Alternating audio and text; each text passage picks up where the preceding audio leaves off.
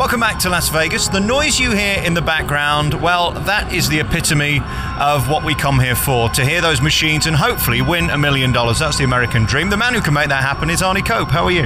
I'm very well, thank you, Alex. It's great to have you here. Really nice to see you at the Luxor, which is probably one of the most identifiable hotels in the world. It's a pyramid, and that light at the top can be seen virtually from the moon, can't it? Well, it can be seen on the flight path from LA.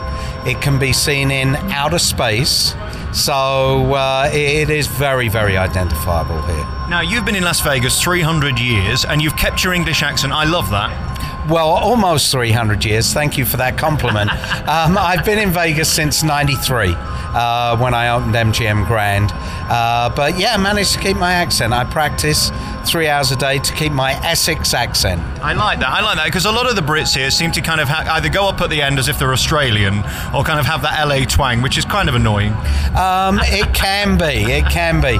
But, you know, I've still got a lot of friends here, English friends. So, you know, when I'm around English people, it tends to come out a little bit more. Right, but I want to find out your story because you're one of the most senior guys here at the Luxor. You've been around gaming for, well, as I say, 1 million years.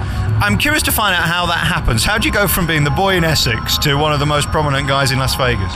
Well, I feel very fortunate. As you said, I from Southend, Westcliff in Essex, got into the gaming business, took a chance and went to the Bahamas in late 70s and worked down there for a few years, and then had the opportunity to come to Vegas in '93 when MGM opened, and was very fortunate, get a job there and worked there for 14 years until I came over here. So I feel very fortunate to in the position I'm in with a great company. What do you actually do all day? What do I do all day? You had to ask that question. Well, you know, I like being on the casino floor. You know, I think my forte is talking to the people, and you know what really distinguishes one casino from another. It's the people in there. And, you know, the only thing different in most casinos, believe it or not, is the carpet. So the customer service, especially MGM, that's what we focus on. So I never ask anyone who works for me, with me, to do anything I wouldn't do. So what do I do during the day? I'm out on the floor. I have to go to some meetings. But normally, this is what I enjoy doing, being out, talking to the different people. For those who've never been to a casino, explain what gaming is, because there's several different elements there. There are slots, which are probably for people like me who are moronic and know nothing about the tables and may even be intimidated by them. And then there are guys who come in with $1 million and want to gamble it. So what happens in between? A lot of people who come here, as you said, are very intimidated by the tables. Here at Luxor, we have gaming classes every day. We encourage people to come to them, and basically we'll teach them how to play. You know, for the ones who are standing back and a little intimidated, that is our job. That's a dealer's job. That's the supervisors, everyone, is to make people feel comfortable. Yeah, we have the serious high rollers who are here just to gamble. But we have a lot of people who are just here for fun, and we have a party pit here, which we have dancers, and I'm sure since you've been in Vegas, you've seen those, purely professionally, of course. What are you trying to say, Arnie? Come on. Well, you know, I know you're from Nottingham, and I know that's a fun place. But, you know, we try to make it so it's not intimidating. So people come here to have fun, and when they leave, win or lose, they can say, yeah, I lost a little money, but I had a great time. But, you know, it's good for us when people do win. And as you said, the slots are, you know, you put coins in, but you don't have the interaction that you do on the tables. I think gaming's become cool in the last few years. A lot of TV shows have started up, and it's on mainstream TV now, seeing guys playing poker, and it's kind of fun and sexy. Is it like that in reality? It is. You know, we've had different TV shows come in to not just this property, to various properties and film. And that's the glamour side of it. And then, of course, this weekend we have a big fight in town. So, you know, it's the excitement. It's the poker is so big worldwide now. It really is. It's exciting. And that is something that, you know, motivates me, is the excitement, meeting different people. So, yeah, absolutely, it is. We have to talk about the gaming responsibility stuff. Is there any responsibility on your part to say stop and go home? You know, our responsibility is, as every casino in town, is responsible gaming. You know, when everyone is trained in alcohol awareness, believe it or not, and, you know, when we see someone who may be at that point, we'll ask them to take a break, go and have a bite to eat, come back. We're open 24 hours. So that is our responsibility. Living here, I don't gamble that much, but when friends, family come to town, I'll go and play. There is a high. There's no doubt about it. If you're on a dice table and the dice are hot and they're shouting, there's nothing better than that. And you can really have a great time. And, you know, here at Luxor, we really do encourage people to have that fun time. It's all about entertainment, and that's the business we're in, whether it be in gaming or shows. That's what we strive for. And can I come with $25 and have fun? Absolutely. Absolutely. You know, anyone who comes in here can have fun with however much they want to play. And for the novice who comes with a $20 bill, we'll tell them how to play. You know, it really, in the big picture, someone can have as much fun with $20, $50 as the guy who comes in with serious money, who may be a little bit, you know, on the edge, who might get upset. When they win, obviously they're going to win more money, but the $20 player, you get more enjoyment seeing them win 50 than a high roller who maybe wins a lot of money. Is poker the most popular game to play on the tables? Well, we have our poker room right outside the room we're in now. Poker is so big because the amateur can just play online. It's not the intimidating thing. When they come in the casino, we do classes in poker. Is it excitement? Yes, it is. There's nothing better than pushing all your chips in, I'm all in. On the tables, we're seeing more and more people play the high return games. When I say high return, games like Caribbean Stud, where there is a jackpot involved. You know, for $1 you can win 40, 50,000. A lot of players are looking at those games more, whereas blackjack and roulette and craps, they've been around for 100 years. So you see a lot of people now maybe taking that chance on the more quick return games if they're in the right place at the right time.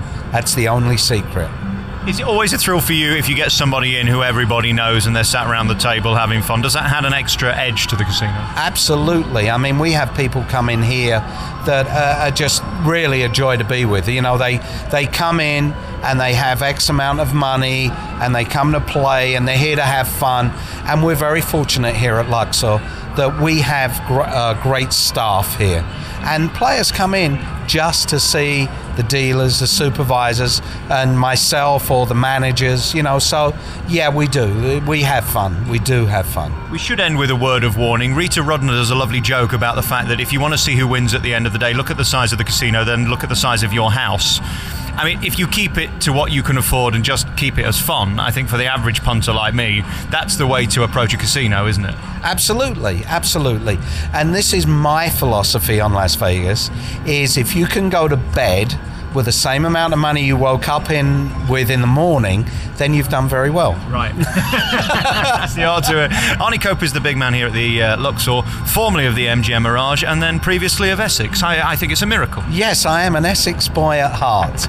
But it's great meeting you, and, you know, we're grateful for you coming here and meeting with us, and it's great meeting you. I appreciate it very much. We're going to take a piece of music. Shall we come back later and try and teach me how to play and hopefully win? Absolutely. How much money do you have in your pocket? About $4.50. How about that? Okay, we can accommodate you. Welcome back to the Luxor. It's Alex talking to Arnie, and he's an Essex boy, I'm Nottingham boy, and who'd have thought we'd have met here to do some gambling in Las Vegas? You're going to teach me how to do it. You've given me some chips, thank you very much. 10 million, 20 million, how much is here? 200. 200, okay, but they're not real, are they? They are not real, and you cannot take any souvenirs. Right, so tell us where we are and what we're looking at. Okay, so we're at a roulette table, which is obviously one of the most popular games, especially in England. But we have here a lot of English people stay at the Luxor, so our roulette are pretty busy most of the time. So I've given you $200, and I'm going to tell you how you can turn that into $400. That would be lovely, because I need to get home and flights are expensive. Yes, they certainly are. They certainly are. Right, so let's start at the beginning. I've got my chips. How many do you recommend that I put on per go? Should I go all in, or is that silly? Well, you want to see, what you want to play. So, I mean, there is a scientific way to playing roulette, and I don't know if I should tell you this because I might need a job, but it is anniversaries and birthdays. Okay, right, so very scientific. All right, 14th is my birthday, so shall I put maybe 4 of these on? How about that? Yeah, absolutely. You know, most of our tables, we have, all of our tables, we have table limit signs, and might say $5, $10, and what that means, you have to spread on a $5 game 5 individual chips, so you can spread them on different numbers, or if it's a $10 game, same thing, spread 10 chips on numbers. So what we're looking at is a table in front of us. It's got red and black numbers, and there doesn't seem to be any particular pattern. They're just in order, and you just put them where you want. Then we've got the big roulette wheel.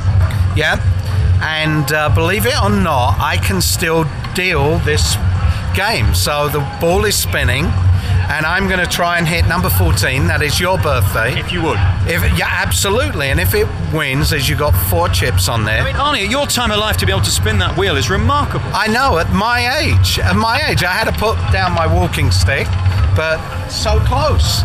So close. So red 12. Well, that didn't go so well, did it? No. So unfortunately. So do I lose? Yes, you do. Well, we'd better try again then, hadn't we? I need to win this time. Why don't you spread some chips around at the table? All right. Well, we'll go with 14 again. So I'll put 1. By the way, here's the chips. They sound very sexy, don't they? They do. Right, I'm keeping those. You keep your hands off them. And all right, we'll put 1 here, 24, 34, 28, number 5. Right, if you could make any of those winners, I'd appreciate it. Okay, I'll see what I can do. What would I win if I were to get on 14, for example? Well, you've got $1 on there, so you would win $35 for that $1. Well, that's not bad, is it? That's good. You could probably get a super meal in Nottingham for that, right? Or you could get a sandwich here in Vegas. That's right. That's right. No soda, though. All right, here we go. So the ball's spinning.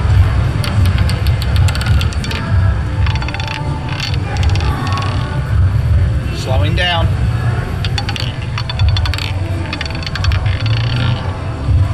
$32 red. Do I have 32 red? You've got a chip on there. How marvellous. Now, what exactly do I win again? You win $3,000, did you say? Very close. $35.